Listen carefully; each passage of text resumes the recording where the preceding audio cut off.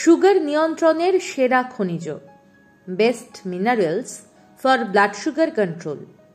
হ্যাঁ, ঠিকই শুনেছেন, একটি খনিজ কিন্তু আছে যেটি ডায়াবেটিস রোগীদের সুগার নিয়ন্ত্রণের সাথে সাথে যাদের ডায়াবেটিস নেই তাদের নতুন করে ডায়াবেটিস হতে বাধা দিতে পারে। খনিজটি এক না, দুই না, 4 ভাবে ডায়াবেটিস নিয়ন্ত্রণে আপনাকে সাহায্য করতে পারে। খনিজটি কিভাবে ডায়াবেটিস কমানোর উপায় হিসেবে কাজ করে জানতে ইচ্ছে করছে তো? আসুন তবে জেনে নিন। তারপর জানব খনিজটি কোন কোন খাবারে সবচেয়ে বেশি পাবেন। 1. আমরা তো ব্লাড সুগার বাড়লে খাবারের কার্বোহাইড্রেটকেই কালপ্রিট ভাবি, কিন্তু জানেন কি খাবারের ফ্যাট ও প্রোটিন থেকেও গ্লুকোজ তৈরি হতে পারে, যা আপনার রক্তকে সুগারের যোগান দিতে পারে। আর এই কাজটি করে আপনার লিভার।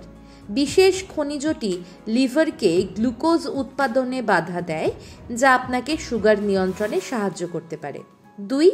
টাইপ 2 ডায়াবেটিসের মূল কারণ কোষের ইনসুলিন রেজিস্ট্যান্স, মানে আপনার শরীরে পর্যাপ্ত ইনসুলিন তো তৈরি হয়, কিন্তু তা রক্তের সুগারকে কোষে নিয়ে গিয়ে ব্লাড সুগার নিয়ন্ত্রণ করতে পারে না। এখানেই খনিজটি সবচেয়ে বেশি সাহায্য করতে পারে।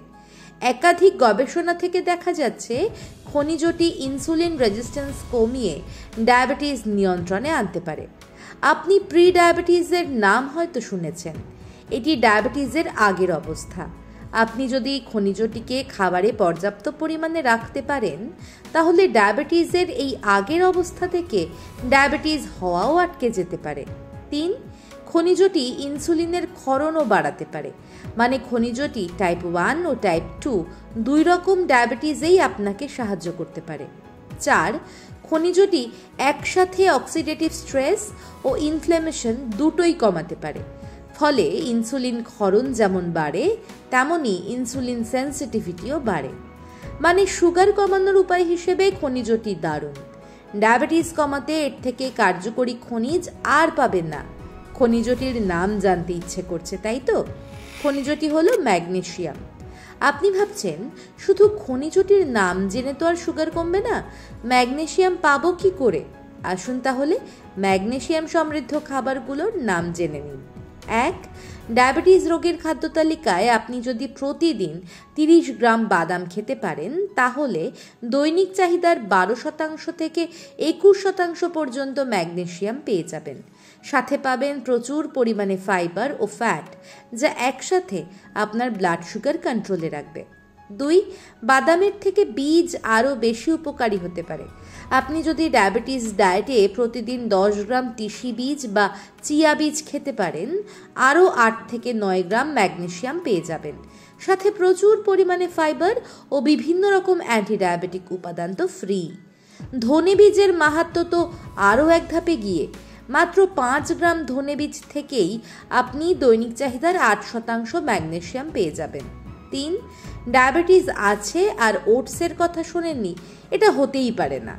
ওটস শুধু ভাত রুটি থেকে আপনাকে বেশি ফাইবার দেবে না, প্রচুর পরিমাণে ম্যাগনেসিয়ামও দেবে। ডায়াবেটিস রোগীর খাদ্য তালিকায় 30 গ্রাম ওটস রাখতে পারলেই 12% ম্যাগনেসিয়াম পেয়ে যাবেন। 4. পালং, কলমি, বিট শাক, কুমড়ো শাক, সর্ষে শাক, ঢেঁড়স, মটরশুঁটি মিলিয়ে প্রতিদিন 30 গ্রাম সবজি খাওয়া কোনো ব্যাপারই না। তবে আপনি যদি এই সহজ কাজটি করতে পারেন তাহলে দৈনিক চাহিদার 40 থেকে 50% ম্যাগনেসিয়াম পেয়ে যাবেন। আলোচিত 4 রকম খাবারকে আপনি যদি ডায়াবেটিস রোগীর খাদ্য তালিকায় রাখতে পারেন তাহলে ম্যাগনেসিয়ামের সাথে প্রচুর ফাইবার, ভালো ফ্যাট, প্রোটিন ও বিভিন্ন রকম অ্যান্টি ডায়াবেটিক উপাদান পেয়ে যাবেন, যেগুলো তাৎক্ষণিকভাবে সুগার নিয়ন্ত্রণে যেমন সাহায্য করবে তেমনি সামগ্রিকভাবে ডায়াবেটিস নিয়ন্ত্রণ ও ডায়াবেটিস প্রতিরোধেও দারুণ সহায়ক হবে। এটি একটি শিক্ষামূলক আলোচনা যা বিভিন্ন গবেষণাপত্রের তথ্য নির্ভর। গবেষণাগুলো নিয়ে বিস্তারিত জানতে ভিডিও ডেসক্রিপশনের লিংক দেখতে পারেন। এরকম আরও শিক্ষামূলক ভিডিও পেতে ডক্টর বিশ্বাস চ্যানেলটি সাবস্ক্রাইব করে বেল আইকন অন করে দিন। সাথে থাকুন, সুস্থ থাকুন।